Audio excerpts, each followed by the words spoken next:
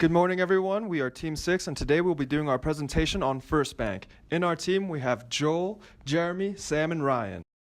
So I'm going to be talking about a brief overview of the company background. So First Bank is a Colorado-based bank, and that's the second largest bank in Colorado by measure of total deposits.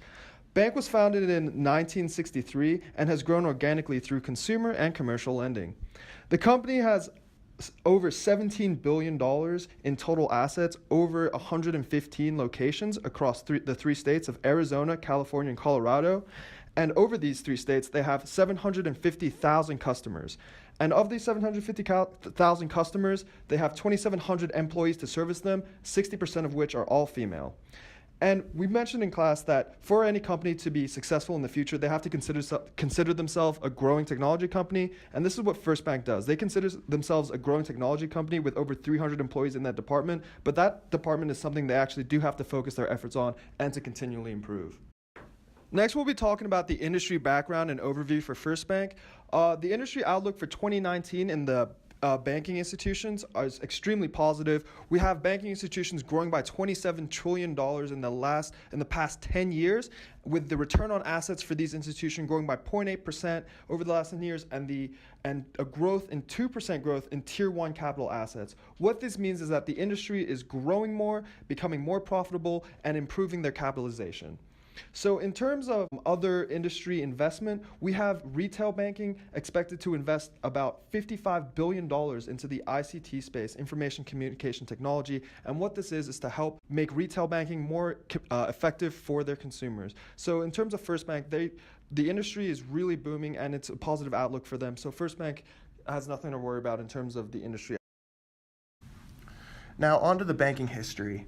The industry of banking is one of the oldest in the world, with estimates that the first bank dated all the way back to 2000 BCE in Babylonia.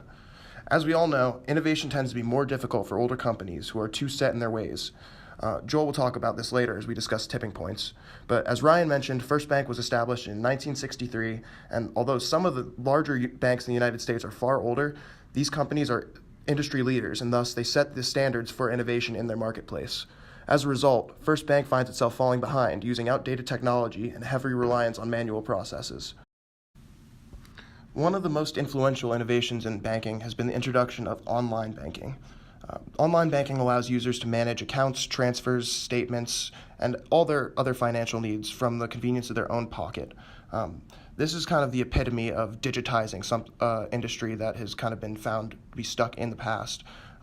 Now users don't need to travel directly to a physical bank branch in order to handle their finances. Rather, they can do so at their own convenience. Big data is also a big innovation in this industry as well, particularly in the Department of Security and Fraud Detection. Big data surrounding the times, locations, and subject matter of purchases can help a company detect and alert users to fraudulent activity. Big data can also be used to analyze massive amounts of customer feedback and sort it appropriately, so that way that can be automatically sent to the appropriate parties to make sure that the feedback is handled correctly. The innovation of paperless billing has also been extremely influential in this industry. Paperless billing is when customers can opt to receive all their banking communications online rather than through the mail. This reduces paper waste as well as junk mail, and as well as just increases convenience for both the users and the bank itself. First Bank has implemented this widely, and many of their customers opt in to this optional program. All this automation and convenience may lead to lower demand for physical bank employees. This relates heavily to the automation paradox we discussed in class, as fewer physical people are needed to be bank tellers or mailers. Obviously, the next question is, well, what happens to those jobs? This is a difficult question to answer, although it does relate completely back to the automation paradox as we discussed in class. Now Jeremy is going to talk about the specific technology we discussed implementing throughout First Bank. Currently, First Bank is trying to implement a new electronic deposit scanner system into all their bank branches. Right now, their system involves handwritten deposit slips where each teller literally has to write in the date, the name, the account number, and the amount of their transaction for every single customer. This is kind of a pain for customers since it takes a long time and it's not really efficient for them to do this. It's also really behind the competition because other banks like Chase and Wells Fargo already have these electronic scanners already implemented. And so First Bank is really just at a competitive disadvantage while they don't have the system. The system really helps just make the deposit. It really helps just make the deposit transaction faster. It makes it more secure, and it makes it easier to train new employees on the new system. Implementing these will be tough just because of how many branches First Bank has, but it will definitely increase the speed and the efficiency of each branch. During our research process, we were lucky enough to interview two individuals from First Bank.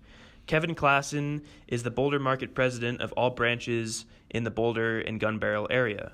Justin Sutherland is a banking officer who works at a branch out of North Boulder.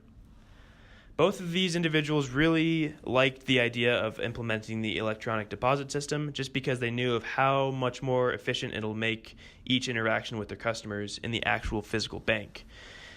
They realized that implementing new technologies can be hard, especially for a relatively new company like First Bank, where their IT department is not as substantial as some other of their competitors.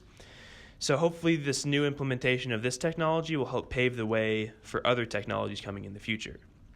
They also realized that the software for many of the interfacing platforms is really outdated. A lot of the operations employees and tellers have to navigate these really outdated systems, and it's really hard to train new employees on these systems. So having a whole overhaul of their software is really key for them to stay competitive in the competitive world of banking. So they hope to see new innovations coming out with better, more easy to use platforms in the software space, especially since there's so much employee turnover. So it's crucial that it's easy to train these new employees on these new systems. As we've learned in class, in order for a new technology to be successfully adopted by the masses, 3 tipping points are needed to be reached. These 3 tipping points are technology, regulation, and culture. Luckily for First Bank, this technology has been widely available since around the 1860s, with the invention of the fax machine sometime in the 1900s. Of course, this technology has improved since then, but the point remains that the technology was already in place for this to become adopted. On the regulation side of things, the check clearing for the 21st Century Act passed Congress in October of 2003.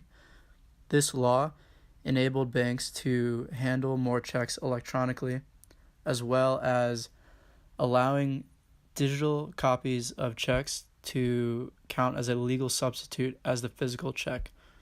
This greatly improved time and money, whereas banks before were moving physical checks around constantly, and it was quite costly. Lastly, since the culture was already accustomed to sending items electronically, either through email or fax, this technology was not really deemed as creepy, and the value propositions it offered far outweighed any potential creepiness perceived. Overall, we think First Bank has the tools necessary to remain successful in the 21st century. However, we have 3 specific recommendations we would like in order for them to remain competitive.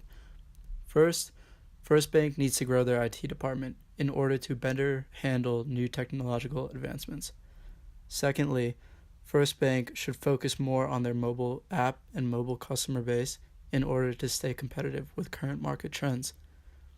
Thirdly, and lastly, the operations department needs a major software upgrade, as currently systems are outdated and difficult to train new employees on.